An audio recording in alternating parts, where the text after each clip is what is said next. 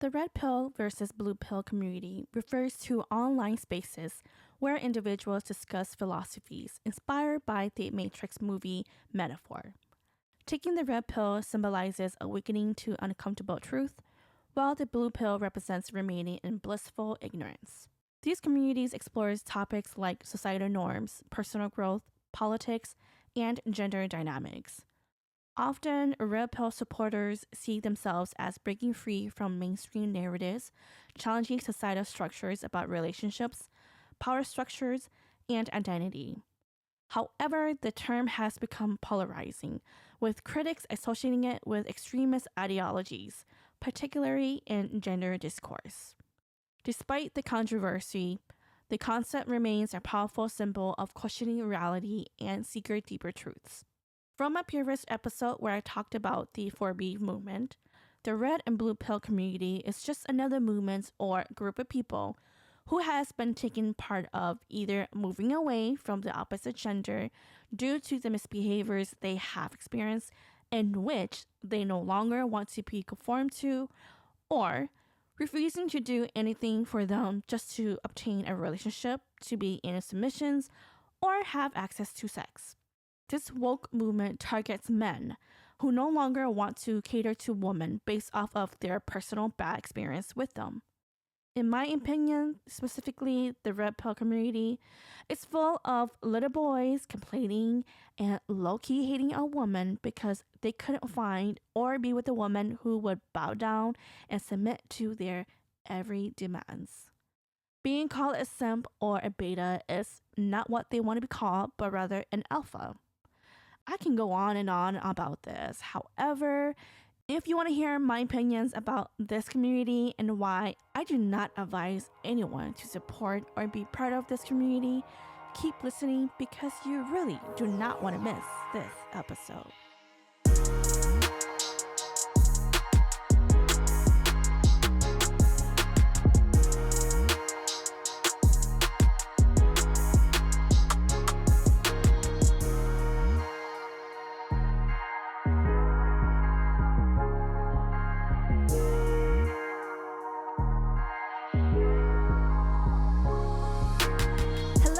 Hello, and welcome back to another episode of yours truly.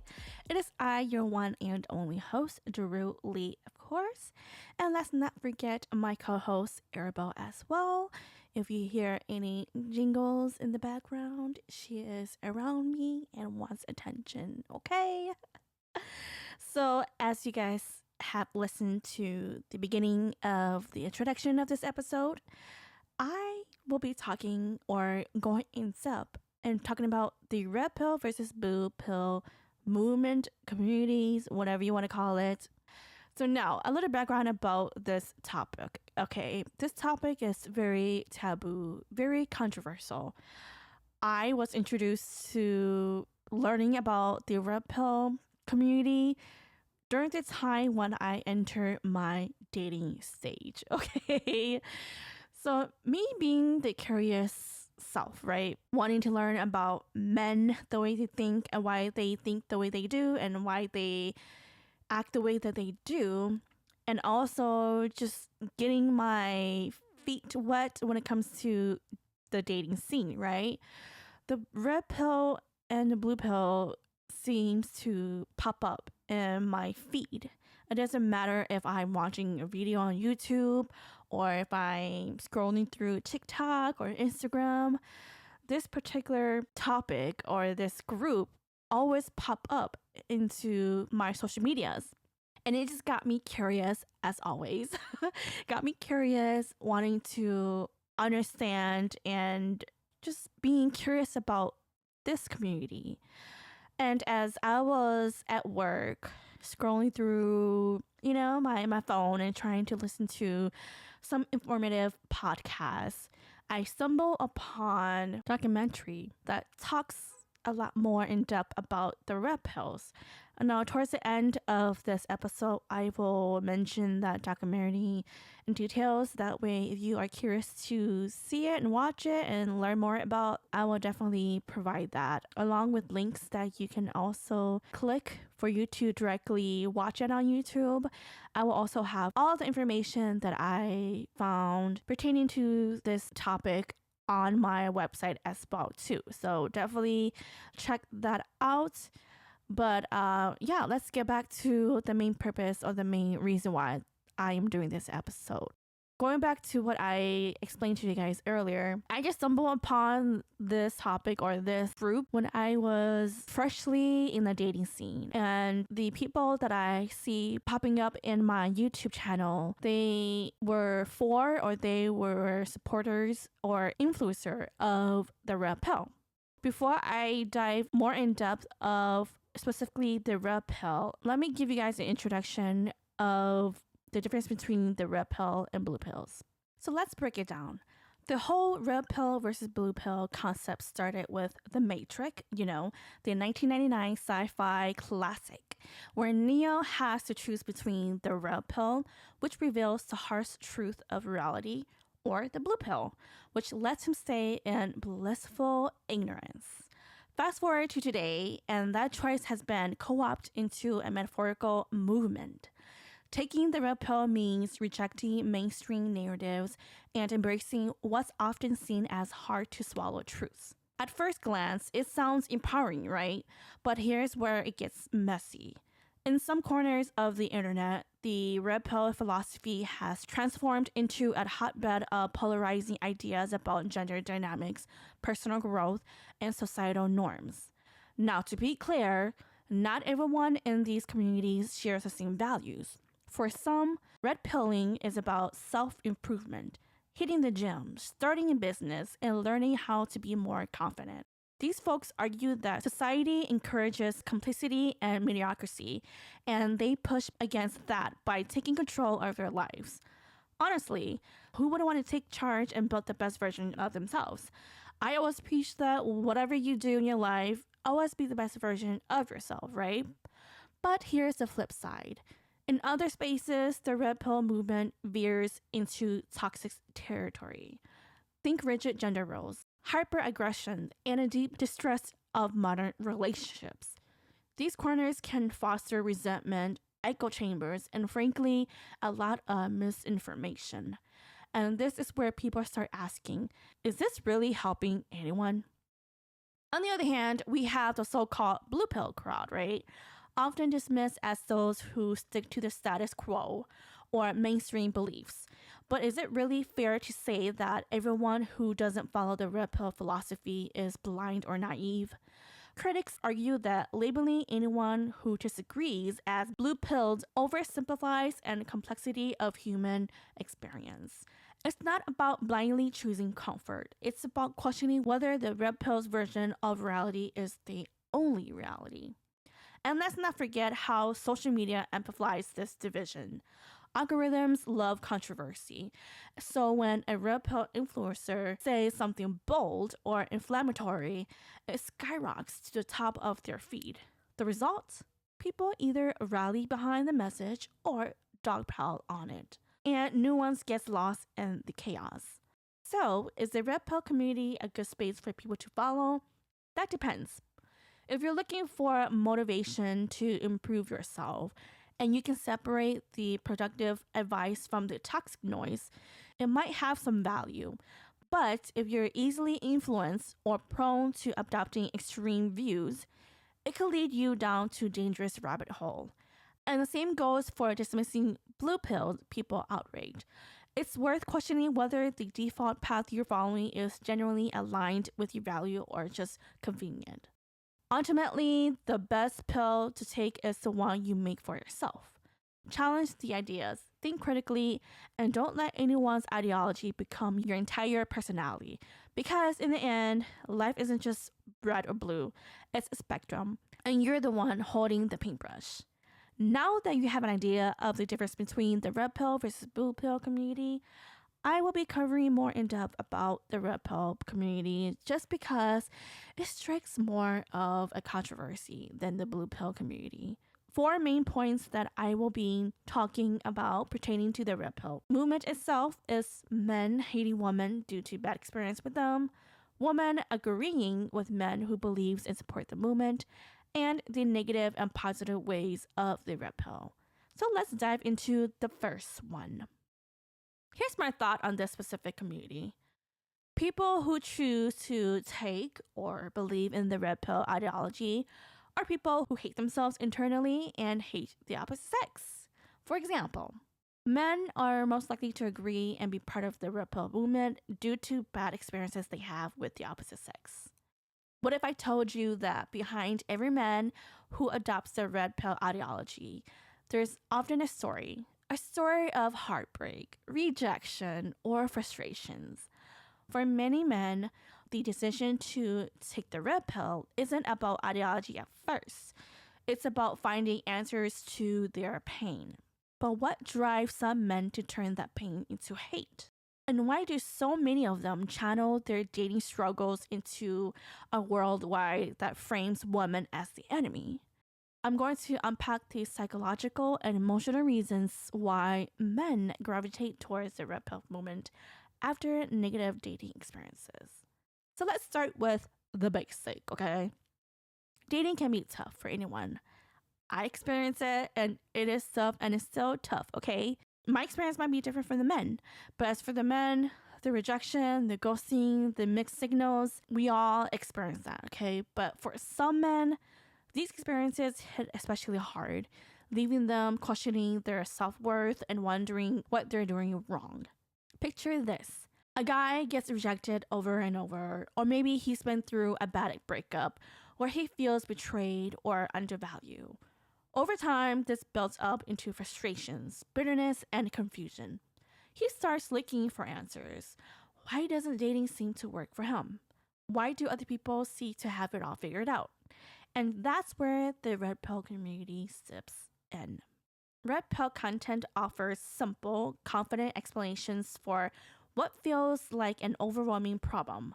It tells these men, it's not your fault, the system is broken, women are to blame. Instead of encouraging self-reflection or nuanced understanding, the red pill ideology offers a scapegoat, a narrative that points women as manipulative, shallow, or only interested in men who meet specific criteria like wealth, status, or physical attraction. For someone who's hurting, this explanation can feel validating. It's like, oh, it's not that I'm unworthy, it's that women only wants rich guys or supermodels. That blame shifting can be incredibly comforting at first, but here's the problem. Instead of solving the deeper issues, it reinforces resentment and keep these men stuck in a negative cycle. So let's dig into why this happened. The red pill ideology taps into something primal, anger. Anger is easier to process than sadness, rejection, or vulnerability. When a guy feels hurt or humiliated by his dating experiences, the red pill movement gives him a way to, channel those feelings outward instead of inward. It tells him, you're not the problem. Society and women are. And in anger, unlike vulnerability, can feel powerful. It gives a sense of control, even if that control is rooted in blaming others.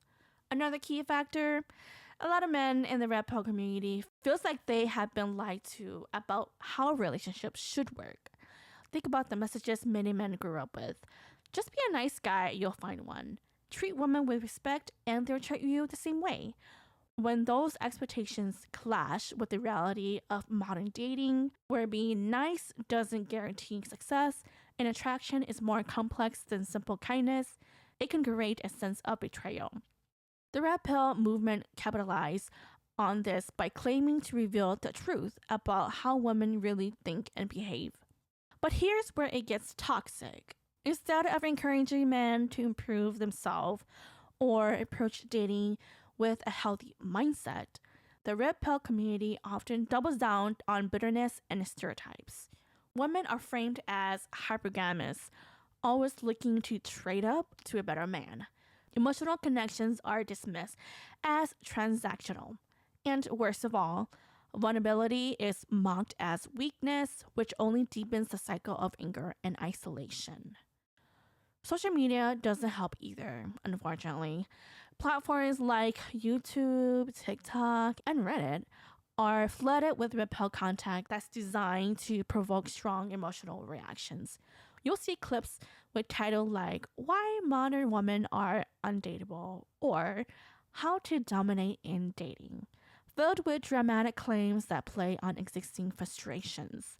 The more these men consume, the more they start to internalize the idea that women are adversaries, not partners. Algorithms, of course, amplify these content, creating an echo chamber that reinforces their beliefs. But here's the thing. While the Red Pill movement claims to be about empowerment, it often leaves its followers feeling more isolated and disconnected. Why? Because this ideology doesn't address the root of the problem, the hurt and the insecurity that brought these men into the movement in the first place. Instead of encouraging self-awareness or helping them build better community skills, it pushes them towards resentment and distrust.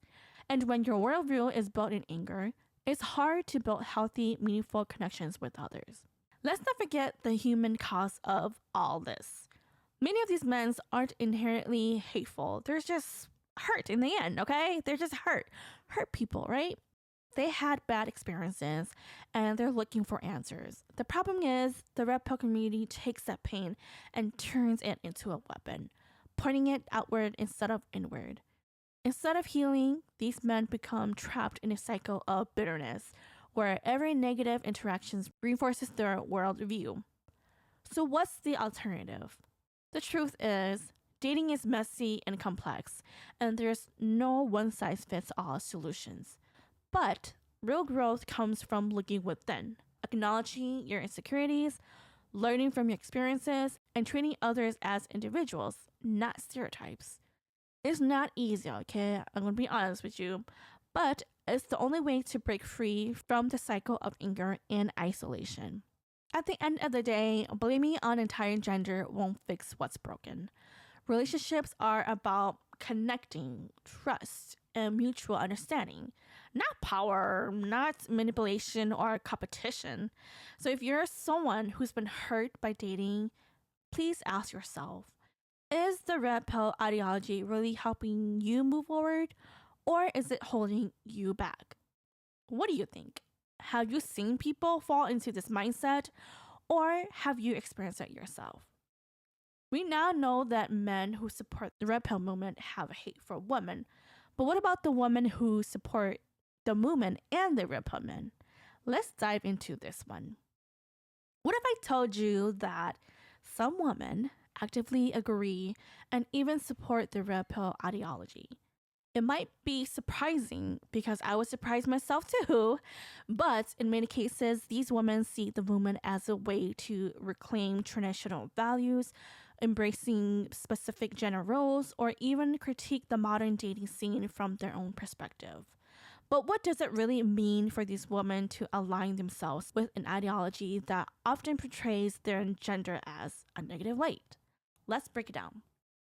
For these women, agreeing with the red pill ideology feels empowering in an unconventional way. They might see it as a pushback against modern feminism or the idea that women must take on traditional male roles to succeed in life. These women often embrace the red pill's focus on traditional femininity, valuing homemaking, submissiveness in relationships, or supporting a strong male leader.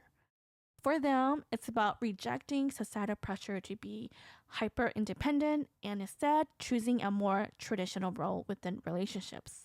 But there's another side to this.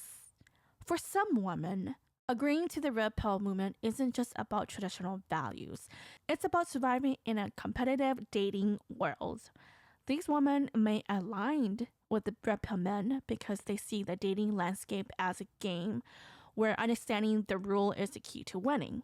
They might agree to concepts like hypergamy, acknowledging that they value men with status or resources. Essentially, they're not fighting the red pill ideology, they're playing into it. However, this alignment often comes with challenges. Many red pill spaces perpetuate ideas that are critical of women as a whole, framing them as manipulative or disloyal. For women who agree with the movement, this can create a tricky balancing act. They support men who believe these things while simultaneously working to distance themselves from the negative stereotypes applied to other women. In a way, they become the exception to the red pill rule. A real woman who gets it and aligns with worldview of the men in the movement.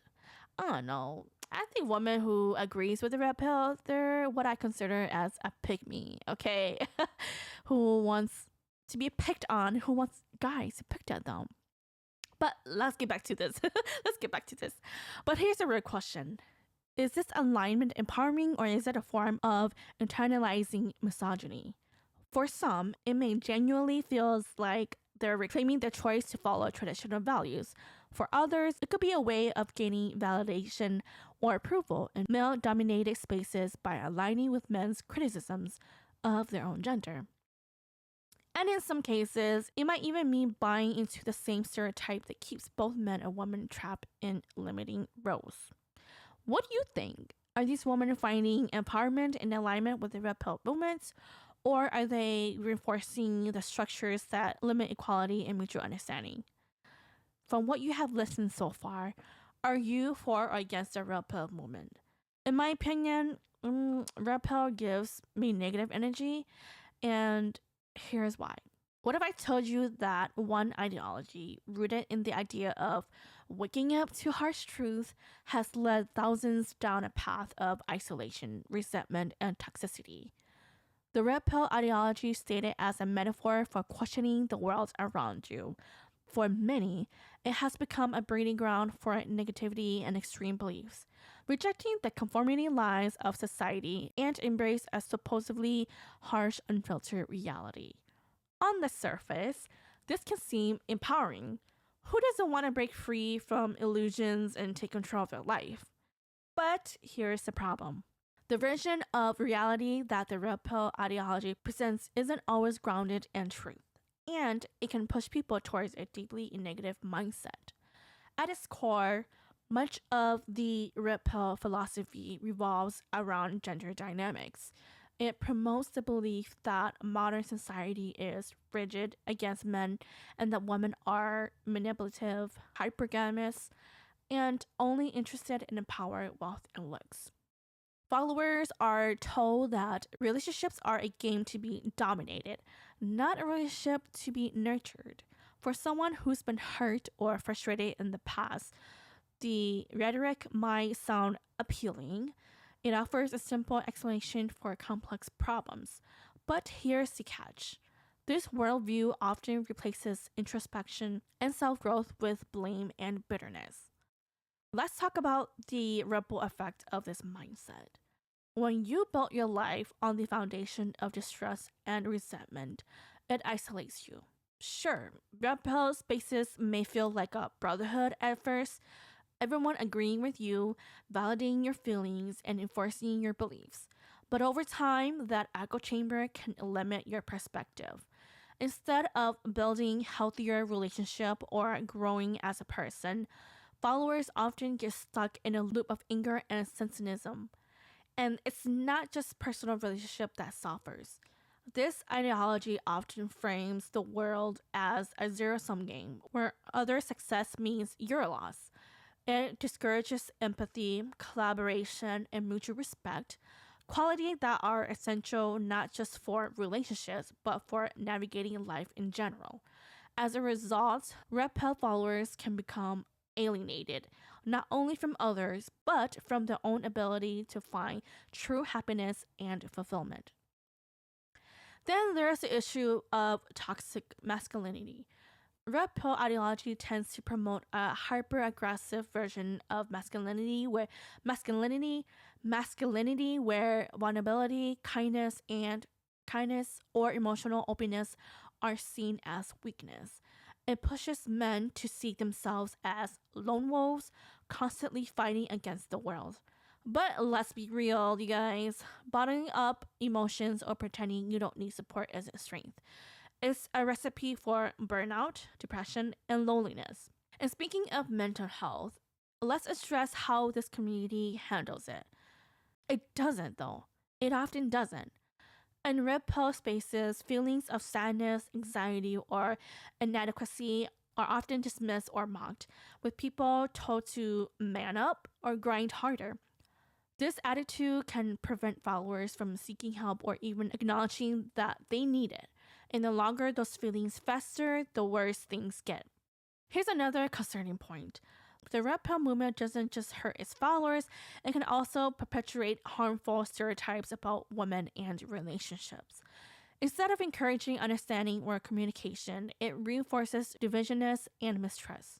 Women are often dehumanized in these spaces, reduces to stereotypes that fuel animosity instead of connection. Think about what kind of cycle that creates. Men who adopt these views struggles in relationship, which then proves the ideology was right all along. It's a self-fulfilling prophecy, but one that ultimately leaves everyone worse off. And let's not forget how all of this gets amplified online. Social media algorithms love controversy. They love the tea, they love the drama, okay? And the red pill content thrives on bold, provocative statement. The more extremes it take, the more engaging it gets. And before you know it, your entire feed is flooded with videos and posts reinforces these toxic ideas. Over time, it's easy to get stuck into the rabbit hole, losing sight of the bigger picture. Like I was telling you guys, that's what happened to me. The more I dived deep into the red pill community, the more of that I saw on my social media.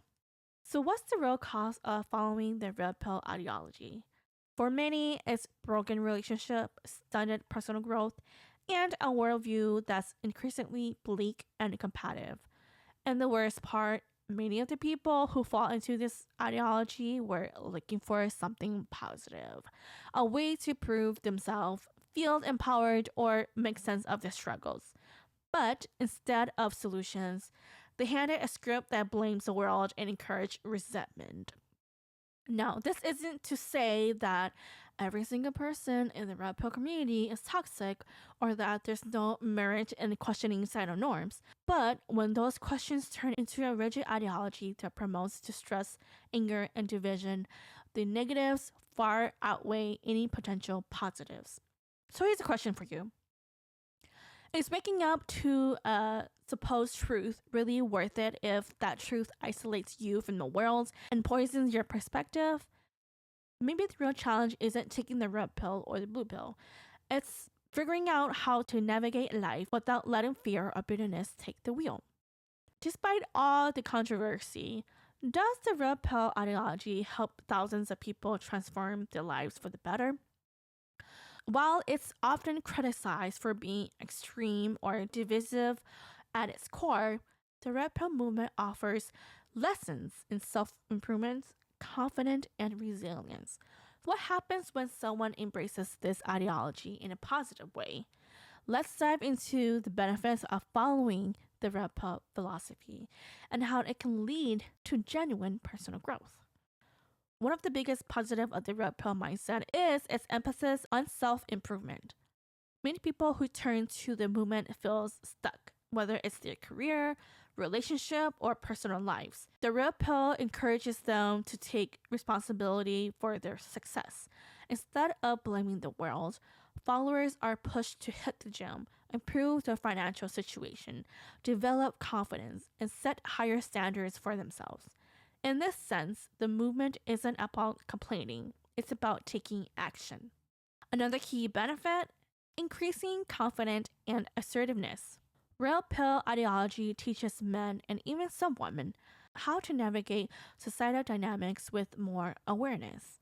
Many people struggle with insecurities, rejection, or feeling lost in the dating world. The red pill helps them recognize patterns and attraction and relationship, allowing them to approach dating with clarity, strategy, and confidence rather than confusion or desperation.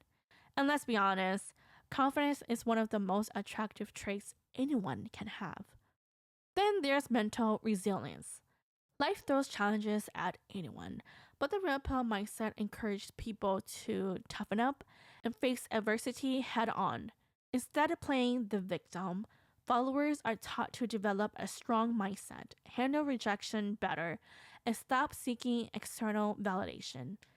In a world where many struggle with self doubt and uncertainty, having a philosophy that promotes inner strength can be incredibly empowering.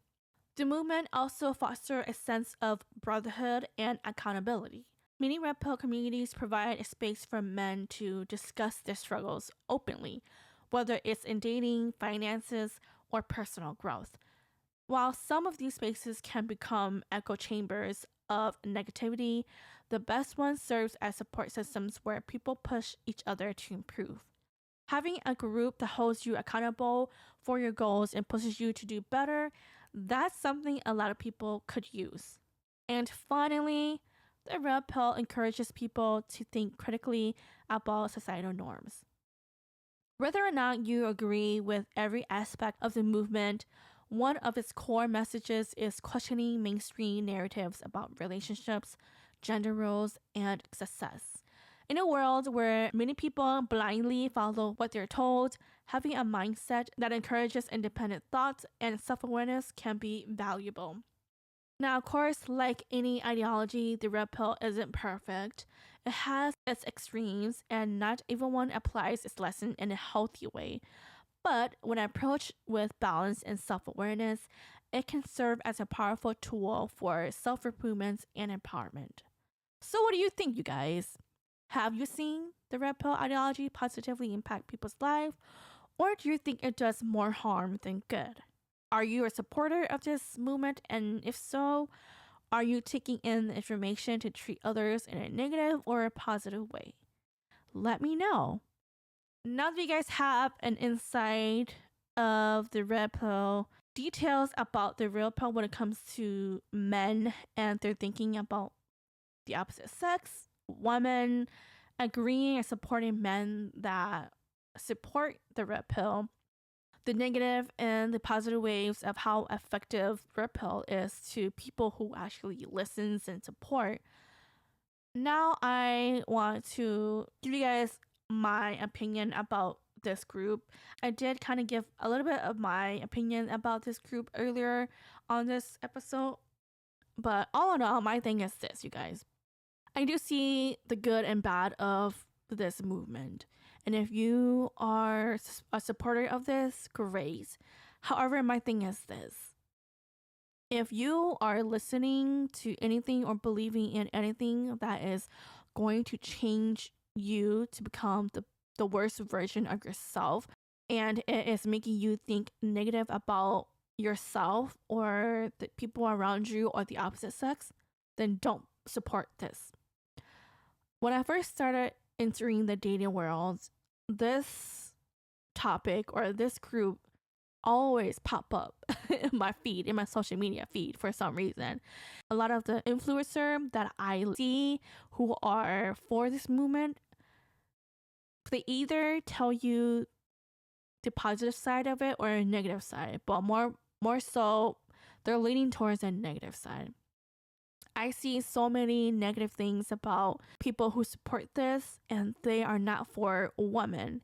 And I get it. Nobody's perfect. A lot of the movement, the feminist movement is in support of women, the Me Too movement. I don't know much about that, but I've heard some good and bad things about it. And there's just so many resources out there that is for women, and there's not a lot for men. And I've seen a lot of these red pill influencers. They are not for women. They are very negative. They talk down. They bash down on women. And I understand why they would do that. But at the end of the day, if you're going to come out with content that bash anyone, it doesn't matter if you're male or female.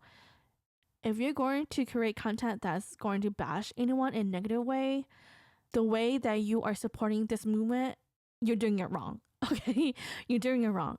And like I said, you guys, I see both sides, the negative and the positive.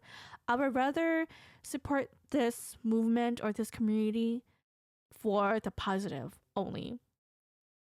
And that's so that I myself can improve on myself. And like I always tell you guys throughout my whole podcast is be the best version of yourself. If you are listening to anything, if you are supporting anything that is going to make you think negative about anything or not improving you in any way, why are you listening to it? Why are you supporting it? Anybody who hashtag red pill, these are the people that are having issues within themselves. I'm sorry. I'm going to lay it out like that. If you are posting things that are bashing the opposite sex and you hashtag red pill, you guys need to stay away from these people. If you know people who bash the opposite sex, men who bash women, but yet they are in a relationship, that I don't understand. It's like, I just don't understand. If you don't like women, does that mean that you like men? And it's okay to come out and tell the world or tell yourself and accept that you like men. That's fine. Nowadays, people are dating or are married to the same sex. Do whatever makes you feel happy. But for you as an individual, if you are posting on your social media and you're bashing the opposite sex, whether you are a supporter of the red pill or not, so why are you dating? Why are you in a relationship? How about take a pause from dating? Take a pause from meeting the opposite sex and work on yourself. Because for me, it tells me that you're not ready to date. You're not ready to be in a relationship. You're not ready to get married. Okay? For those who know people who are red pill supporters, be cautious, okay? Especially if they are taking it to where they're only taking in the negative points of this movement or this community. That's a no-go. Let's say if they support the red pill and they are taking in the positive, it's encouraging them to see life in the real world, in the reality, and not in their Delulu land, right? And they want to become better for themselves. Great. Most of the time, whenever I see these videos or these clips or just these influencers where they are for the red pill, it's all negative. And you know, we can agree to disagree. And some things that they say, I totally agree, because a lot of the things that they say about women, I totally agree. But the only thing that I don't agree on is these people or these men, they disrespect women. They're not willing to listen, and they bash them, and they teach men to treat the woman like shit. And so a couple of red pill influencers. Now, when I'm listening to these people, you can search for them if you want. It's up to you. I myself, I just don't watch any of the content, and if they show up, I'll listen here and there. But like I said, some of their stuff is true, and some of their stuff is like, yeah, unnecessary. But majority of the time, when these people are posting their content into their social media and to people to see, it's all negative stuff. I'm sorry to say. So red pill influencer that I know of is Kevin Samuels. Unfortunately, he passed away, but he was like the GOAT or the main guy who started enforcing the red pill ideology. Same with Andrew Tate, along with Fresh and Fit. I do not like them, but they're one of those red pill influencer. Donovan Sharp, John Anthony Lifestyle, the coach red pill, also known as Gonzalo Lira, Sneeko, and Roosh V. I'm just naming a couple of them, but these are just guys that I know are hashtag red pill. And if you are interested in listening to the content, go right ahead. But I do have to say that it can be very heavy for some of you women, ladies, because they will say things that will bash you, and they will say things that are the truth about you, and you're not gonna like it. And I understand as women, we don't like the truth. We really don't. But if you are self-aware and you are willing to take your time to listen to what they have to say. Do so. If you're not willing to sit there and listen to what they have to say, and if it's too hard and it's too heavy in your heart, then I'd advise you to stay away from these red pills influencer. Okay, but these are just a couple of them that I was able to look up, and some of these are just people that I always hear when I'm in this dating world. Okay, when I'm single, and like I said, don't get me wrong, like they got some good stuff. They are really real, and they are very honest about their opinions about us women. But at the same time, my thing is that you're bashing us, and that's a no-go for me. Okay.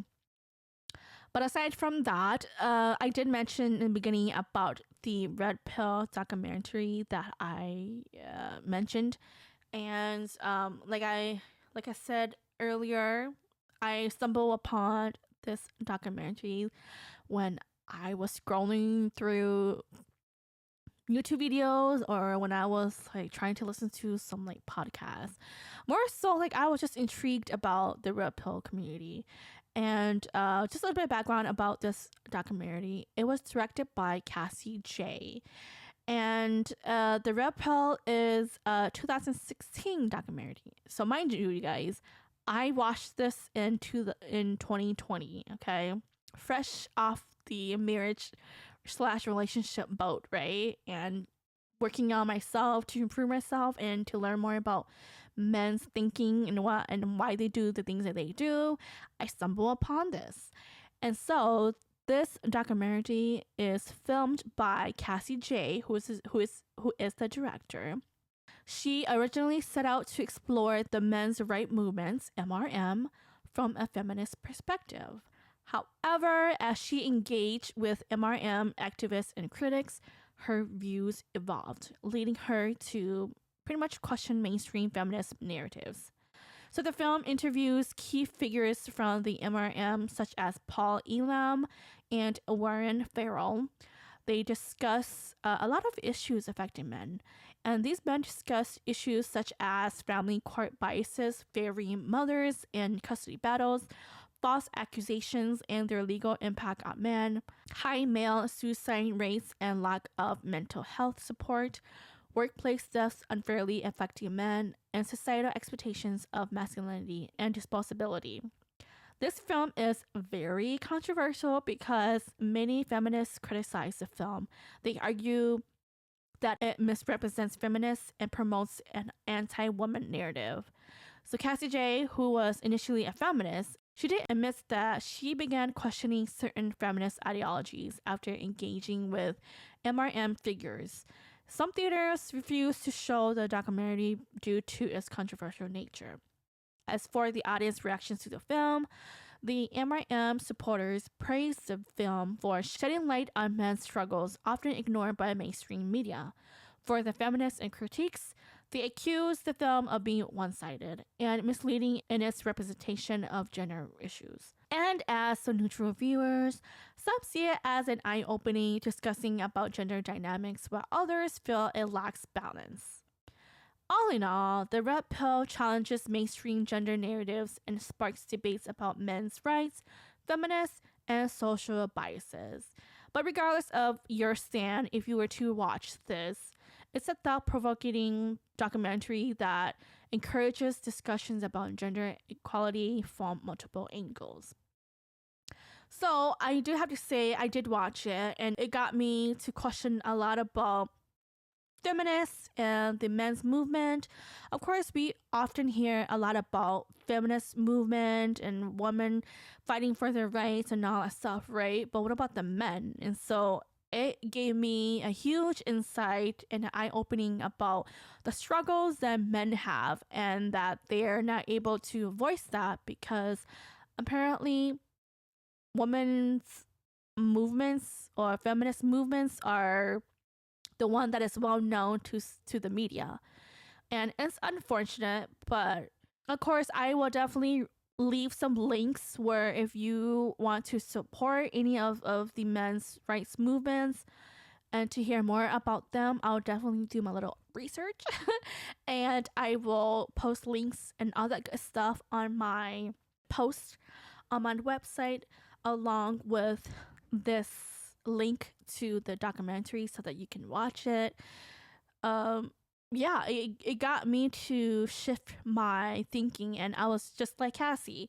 I wasn't the type of a woman where I was like, oh, for feminist movement this, all for feminists. No, it's more of, it was just there. I didn't experience certain things that will make me be for the feminists, right?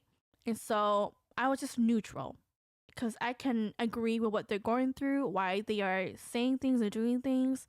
However, let's not forget the opposite sex as well too, because they are going through pretty much the same thing, but yet they are treated differently because it's not well known to the media or well known out into the public. And a lot of times the law is for the woman, unfortunately.